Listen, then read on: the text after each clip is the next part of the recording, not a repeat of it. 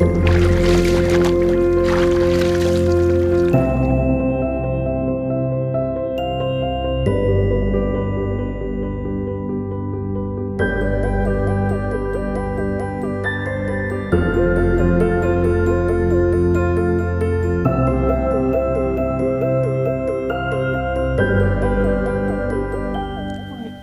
anything much more beautiful than this where we are right now. It's magic. It changes all the time.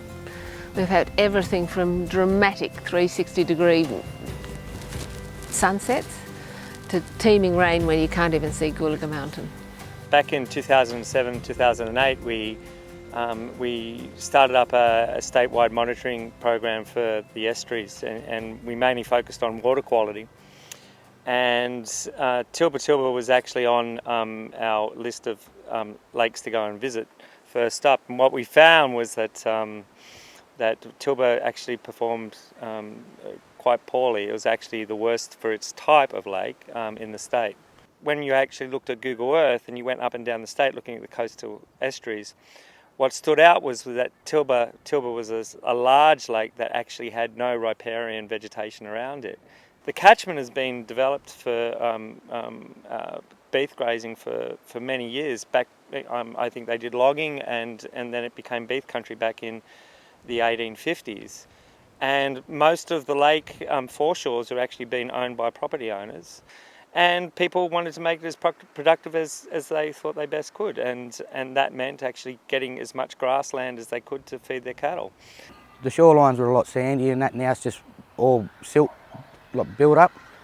Like if you go prawning there now, and you know you're up past your knee deep in mud.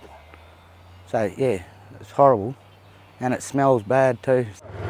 We're driving up to one of the troughs that we've recently put in as part of the program to fence the creek off and to put water troughs in every paddock, which they didn't have. There was only a couple of dams and not every paddock had water in it or permanent water in it. So when we bought Myrtle Vale in 2017, the cattle were in the creek, in Victoria Creek, which is one of the main creeks that comes from Mount Dromedary. That was their access to drinking water. That is unsustainable. That is environmental damage. They don't know any different. We have to provide something better for both them and then the environment. I basically cold called people, went to see them and asked them if they'd be interested. We have funding to fund the materials for fencing, and we asked landholders to pay for the establishment of fences. And I would say about 95% of people landholders I approach are actually very keen, and they've put projects on ground. So the main aim really was to improve water quality. And so to do that, the main thing and the easy thing you can do really is just to get stock out of waterways. So it's often as simple as just putting a fence up to improve water quality. But even better than that, if you improve your riparian zone, you're creating this fantastic buffer that buffers all off-farm nutrients and catches it.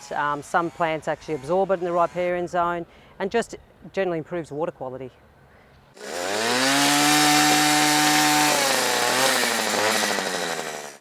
I'm hoping that these here projects actually turn into a lot more similar projects like it to fix a lot of other catchment areas around the area, and actually just to sort of fix the problem that cattle have been causing along all the creek lines and all the erosion over the years. Because as soon as they've cleared right down to the rivers and lakes edges and that, it's basically changed the whole landform and the actual runoff of the rivers and the creeks around here. Like a lot of water doesn't even make it to the lakes anymore. I certainly agree with fencing off the lake edge, having seen what the cows did to it that we had as guests and what happened once we took them out. That's been a virtual miracle.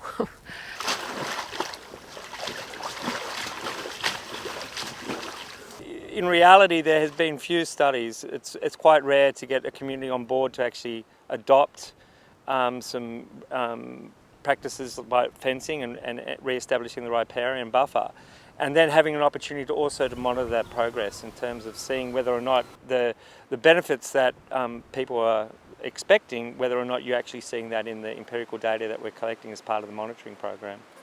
Oh, it's extremely important to have other agencies involved. I mean, it's very uncommon for any of our on-ground works that LLS conduct to have those works monitored, so we know that our works are actually leading to some kind of improvement.